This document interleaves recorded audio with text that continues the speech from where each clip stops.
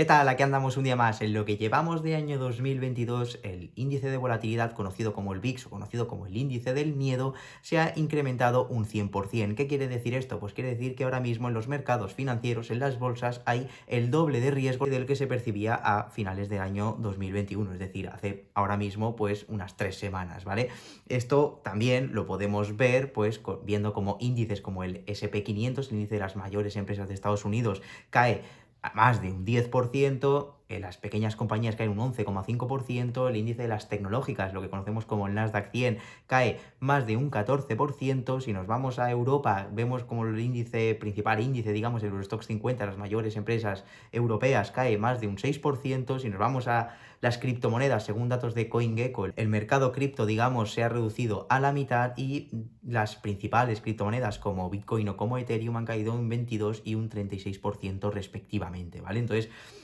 vemos todo este panorama tan negativo con todo lo bien, en principio, que pintaba a finales del año 2021, después de que había sido un buen año. Entonces nos queremos centrar en qué es lo que está pasando ahora mismo, porque ahora mismo tenemos todas estas caídas, incluso si esto puede llegar a ser una oportunidad de compra o no. Que en principio, pues como siempre, podemos encontrar oportunidades en algunos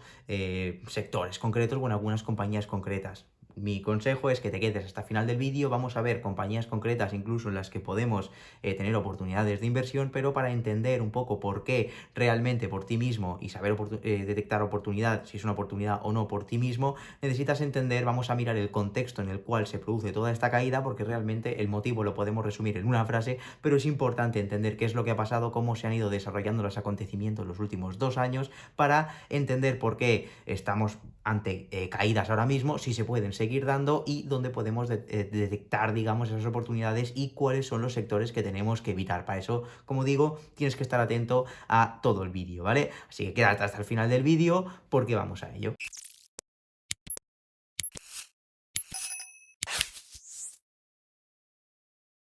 Vale, en primer lugar, acuérdate, como hemos hablado muchas veces en este canal, ya sabéis que a raíz de la crisis sanitaria, los principales bancos centrales del mundo, nos vamos a centrar sobre todo en la Reserva Federal y en el Banco Central Europeo,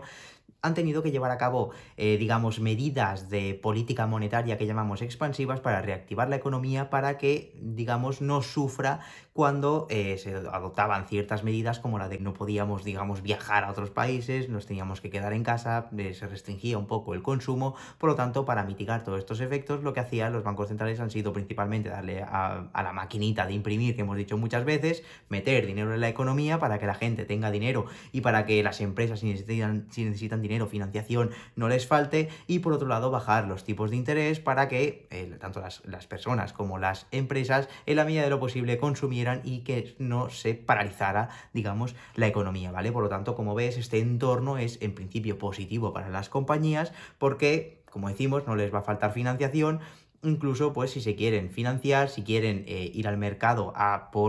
emitir bonos, digamos, o ir al banco a pedir préstamos, como han caído los tipos de interés, como han bajado los tipos de interés los bancos centrales, les va a costar muchísimo menos devolver ese dinero. Todas estas medidas, digamos, son las que han reactivado al mercado y las que han hecho que 2020 acabara siendo un buen año y 2021 acabara siendo un muy buen año. Porque además, al mismo tiempo, el hecho de que se bajaran esos tipos de interés, pues hacía que los activos de renta fija, digamos, lo que dentro de las finanzas conocemos como los activos con un menor riesgo, donde podemos poner como ejemplo los bonos del Estado, pues inviertes en bonos del Estado, en principio es el activo que financieramente se dice que tiene menor riesgo, porque un Estado es mucho más difícil que quiebre que una empresa, ¿vale? Entonces, están considerados como activos de menor riesgo, pero obviamente las rentabilidades que puedes obtener son muy bajas. Si los tipos de interés oficiales caen, pues obviamente las rentabilidades que puedes obtener en bonos del Estado bajan. Entonces, pues los inversores más conservadores que quieren asumir menos riesgo, pues ya no tienen tantas alternativas para obtener rentabilidad. Entonces, si tú quieres, como inversor, quieres obtener rentabilidades, tienes que ir sí o sí a la bolsa, asumir un poquito más de riesgo para obtener algo de rentabilidad, porque si no quieres asumir riesgo, no podías obtener ninguna rentabilidad con los tipos de interés a cero o cercanos a cero. Y eso ha alentado a que encima la gente pues entrara más todavía a invertir en bolsa. Y si incluso quería algo más conservador, quería digamos, invertir con menos riesgo, pues, digamos, el sustituto de estos bonos del Estado han acabado siendo las grandes compañías, digamos, que son más grandes, como decimos, más estables, más solventes, que tienen unas buenas perspectivas de crecimiento, como son Facebook, Amazon, Google, Microsoft y todas estas compañías que además son las que han estado tirando de los índices norteamericanos, ¿vale? Y aquí en Europa pues lo hemos visto en empresas grandes farmacéuticas, en grandes tecnológicas como ASML, como SAP, etc. Entonces, a medida que ya, digamos, se iban mitigando los efectos del COVID, a medida que se iban abriendo las economías, que íbamos teniendo, digamos, íbamos pudiendo salir de casa, íbamos empezando a consumir, pues obviamente se iban generando ciertos cuellos de botella, se iba reactivando esta demanda y se iban creando ciertos cuellos de botella, como hemos visto y como hemos hablado también alguna vez. El más sonado es el caso de los semiconductores, ¿no? La gente de repente empezaba a querer consumir, a comprarse un coche para viajar, para moverse, para lo que sea, y realmente pues luego las cadenas de producción, digamos, las empresas que tenían que fabricar esos microchips dentro de los coches, pues no habían adaptado, digamos, no tenían adaptada su producción para satisfacer toda esa demanda, porque la habían desviado a lo que más se demandaba en momentos de pandemia, como eran los teléfonos móviles, los ordenadores, etcétera. Entonces vemos que se produjo como unos cuellos de botella que decimos, y la industria, digamos, de los microchips, de los semiconductores, no era capaz de abastecer a toda la demanda que tenía. Por lo tanto, en muchos dispositivos se vio cómo subían los precios. También vimos cómo se subían los precios en la vivienda. Pues mucha gente quería, después de haber estado tanto tiempo encerrado en casa, pues quería irse a vivir desde su piso a la ciudad, venderlo y comprarse una casa en el pueblo o comprarse una casa más grande, más espaciosa. Y esto ha hecho que en muchos sitios el precio de la vivienda haya subido, el coste del alquiler también, y esto pues ya sabéis que a la hora de calcular la inflación, la subida de los precios, lo que consumimos se calcula pues un poco con la media de lo que consumimos las personas, y al final pues el coste, lo que pagamos de hipoteca, lo que pagamos de alquiler, pues es un coste elevado en las personas. Por lo tanto, un incremento de lo que es el coste de la vivienda o del alquiler o lo que sea, pues va a tener bastante repercusión al calcular, digamos, la inflación, ¿vale? Pero dentro de lo que cabe, pues ya sabéis, el objetivo, uno de los objetivos principales o secundarios, dependiendo del Banco Central que miremos, pues es el de mantener, digamos, esta inflación, este crecimiento de los precios alrededor de un 2% anual. En ese momento, pues sí, empezaba a ser del 3, 4%, 2%, 2 y pico por ciento, pero no parecía preocupar a los bancos centrales porque veíamos o decían que era, la palabra que utilizaban era transitorio, ¿vale? Que era momentáneo y que esta subida de los precios se producía por ciertos cuellos de botella, ciertos problemas, digamos, que había en la producción, que a medida que se vayan solucionando, pues digamos que la inflación volvería a estabilizarse, ¿vale? Y realmente no representaba un problema. Al final era bueno para las bolsas, ¿no? Que mantenieran el panorama actual, y los bancos centrales, como digo, estaban más calmados en este sentido, pero otra serie de factores en los que podemos resumir dentro de la crisis energética esta que llamamos, ¿vale? El incremento del precio de la luz, por un lado, ya sabéis, pues ahora mismo se demanda mucha electricidad, cada vez más, con la entrada del 5G más todavía, encima estamos derivando todo lo que es la electricidad a un mercado, digamos, más verde, más dentro de las renovables, ¿vale? Con energía solar, con energía eólica, etcétera, y todo esto no es suficiente, no hay, a día de hoy, la capacidad que hay, que se produce en este tipo de energías, no es capaz, digamos, de abastecer a todo el mercado. Todo esto ha hecho que suban los precios, y esto pues al final el coste de la electricidad dentro de la cesta de lo que consumimos, al calcular la inflación, la subida de los precios, pues todo este incremento que hemos visto de la luz se refleja bastante, tiene una incidencia bastante importante dentro de la inflación, ¿vale? Y ya luego el aspecto, podríamos decir, más importante es el incremento, digamos, del precio del barril de petróleo. Si os fijáis, en el último año el precio del barril de petróleo ha subido muchísimo, ha subido un 100%, se ha duplicado de precio, y esto lo vais a ver muy fácil cuando vais a la gasolinera. Seguro que ahora mismo os cuesta muchísimo más llenar el depósito del coche de lo que os costaba hace un año. Entonces, a medida que se ha ido abriendo la economía, se ha ido consumiendo más petróleo, y incluso, como vemos en este gráfico, los países exportadores de petróleo, lo que conocemos como la OPEP, y junto a otros países también de los principales exportadores de petróleo, como son Rusia y Estados Unidos, vemos cómo están produciendo mucho menos petróleo, o bastantes menos petróleo, casi 2 millones de barriles menos al día de los que se producían antes, y por lo tanto esto está haciendo que se sigue demandando este petróleo, pero la oferta, digamos, los que producen, los que bombean ese petróleo, están produciendo menos, hay menos oferta, con la misma demanda, pues ya sabéis que esto, ley de oferta y demanda, lo que hace es que si se demanda algo que hay menos, pues obviamente los precios tienden a subir, y es lo que ha pasado con el petróleo. Tenemos otro vídeo donde explicamos concretamente qué es lo que pasa con esto del petróleo, ¿vale? Si a alguien le interesa, lo dejaremos en las etiquetas para que lo podáis ver, pero ahora realmente lo que interesa es centrarse en que ha subido el precio del petróleo. Ese precio del petróleo ha subido, como decimos, bastante, y no solo afecta al coste de la gasolina, eso afecta, pues como vemos, a empresas de logística, empresas de transporte, y hoy en día el coste de la logística es un coste que tenemos en prácticamente todas las empresas, con todo el auge que ha habido del e-commerce, del comercio online y tal. Pues obviamente esto es un gasto adicional para las compañías, pero es que esto no solo afecta a la gasolina, el precio del petróleo también afecta a compañías que tengan productos que se hagan con plástico, y todos los envases y todo esto pues hace que suba el precio. Todas estas subidas de precio pues al final lo que hace es contraer, digamos, en cierto modo, subir los costes de las compañías, y por lo tanto se contraen los márgenes, y en cierto modo estas compañías que acaban traduciendo, digamos, acaban trasladando al consumidor final esa subida de costes que han tenido, para no ver mermados esos márgenes, o para que al menos ese, digamos, ese efecto que pueda tener sobre el margen de las empresas, sobre el margen de beneficio, se mitigue en la medida de lo posible, ¿vale? Y también todas estas subidas del precio del petróleo pues ha afectado a fertilizantes. Ya sabéis que los fertilizantes se utilizan mucho en la industria de la alimentación, y veis, si os fijáis últimamente, los últimos meses, cuando habéis ido a hacer la cesta de la compra de los alimentos, digamos, directamente habéis visto cómo ha subido considerablemente el precio, y sobre todo pues en verduras, en frutas y en cereales. Todo esto ha hecho que encima el crecimiento de los precios sea más importante todavía. En Estados Unidos en los últimos meses ha llegado 6,5, 6,8, ha llegado incluso ahora al 7%, y esto ya sí que empieza a preocupar a los bancos centrales. Entonces ahora vemos como últimamente el tono, digamos, de los bancos centrales, antes decíamos que era muy dovish, que era muy cauto por parte de los bancos centrales, y ahora vemos que es más lo que llamamos hawkish, que es como más duro, un tono más estricto. Y ahora, incluso desde diciembre del año pasado, ya vemos como que el presidente de la Reserva Federal, el Banco Central de Estados Unidos, como decimos, el señor Jerome Powell, ha dicho como que esta, digamos, inflación parece ser que no era tan transitoria, o que transitoria no es la palabra. Esto ya empezó un poquito a alentar a los mercados. Al principio ya se descontaba que iban a haber subidas de tipos de interés y retirada de estímulos, todo este dinero que se ha metido en la economía, irlo retirando poco a poco, porque si no ya sabéis que es un riesgo para la economía. Y pues el mercado ha empezado a, digamos, descontar esas subidas de tipos, que podía haber estas medidas que tiene que hacer el Banco Central para controlar que no se desmadre toda esta inflación, toda esta subida de los precios. Ha empezado a descontar cada vez antes como que esto se iba a llevar a cabo, ¿no? Al principio se esperaba como que no iban a empezar a subir los tipos de interés hasta el año 2023, y a día de hoy se espera que empiecen a subirlos a partir de marzo de este año 2022, es decir, en un par de meses, y incluso ya se espera que para este año 2022 haya entre 2 y 3 subidas de tipos de interés. Entonces, cada vez más, en las últimas reuniones de la Reserva Federal, cada vez que ha comparecido el señor Jerome Powell, el presidente, pues cada vez ha tenido un tono más duro, un tono en el que ya empezaba a decir como que iba a empezar a subir los tipos de interés, que tenían que controlarse toda esta inflación y tal, y todo esto pues ha hecho que los mercados estaban acostumbrados a un tono más tranquilo, y ahora de repente un tono tan agresivo, tan contundente a la hora de que no le va a temblar el pulso para subir los tipos de interés, y como decimos, al hecho de que se esperaba la subida de tipos de interés para 2023 o incluso para mediados, finales de 2023, y ahora realmente nos vemos en un punto en el que en un momento, en apenas un mes o poco más, se espera como que no, que realmente ahora en 2 meses vamos a tener las primeras subidas de tipos de interés, y de cara a este año ya vamos a tener entre 2 y 3 subidas de tipos. Entonces, claro, todo esto ya sabéis, como hemos dicho muchas veces, la subida de tipos de interés pues al final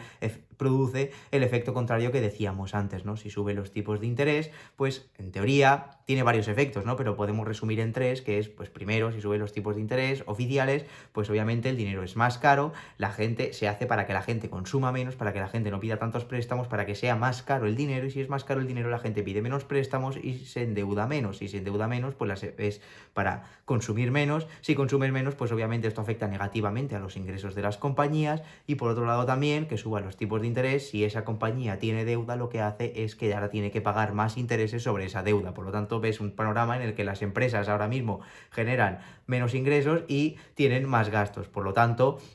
En ese sentido es reducción de márgenes y encima reducción de beneficios. Y esto pues obviamente ya sabéis que a la hora de hacer una valoración de una empresa cotiza por lo que vale a futuro. Si ahora vemos que las compañías a futuro van a generar menos, pues obviamente a día de hoy valen menos. Encima también hicimos un vídeo en el que explicábamos un poco la incidencia que tiene esto sobre los costes de capital. ¿Por qué? Porque si suben los tipos de interés, ahora la renta fija, lo que decíamos, los bonos del Estado tienen rentabilidades más atractivas. Entonces, para inversores más conservadores que encima ven ahora un panorama tan negativo si suben los tipos de interés, porque las empresas van a ingresar menos y van a tener más gastos o lo que sea, y encima al mismo tiempo veo como que lo que antes me daba, lo que tiene menos riesgo me da más rentabilidad, pues lo que voy a hacer es, lo que hacen los inversores es sacar el dinero de la bolsa, de los activos que tienen más riesgo, de las empresas, y lo invierten en renta fija, en bonos del Estado, en activos con menos riesgo, que tienen menos rentabilidad potencial, pero tienen un menor nivel de riesgo, y ahora mismo con estas subidas que se esperan de tipos de interés van a producir más rentabilidad, van a dar más rentabilidad a cambio.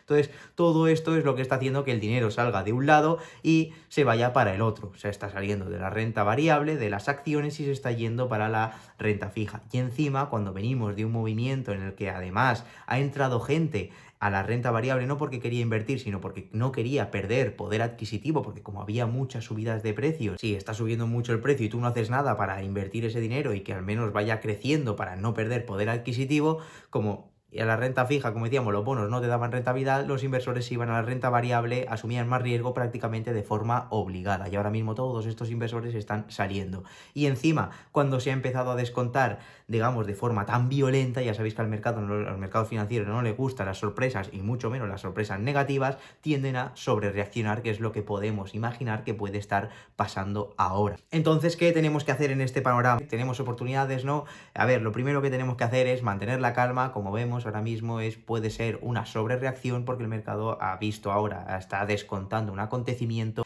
no se esperaba hace unos meses, ¿vale? Era algo como que el mercado esperaba, pero no esperaba a lo mejor tan de golpe. Y en estos casos los mercados tienden a sobrereaccionar. Cuando se sobrereacciona puedes llegar a tener ciertas oportunidades, a lo mejor no en índices, pero sí en compañías concretas. Hicimos hace nada un vídeo en el que explicábamos un poco cómo hacer una valoración por descuento de flujos.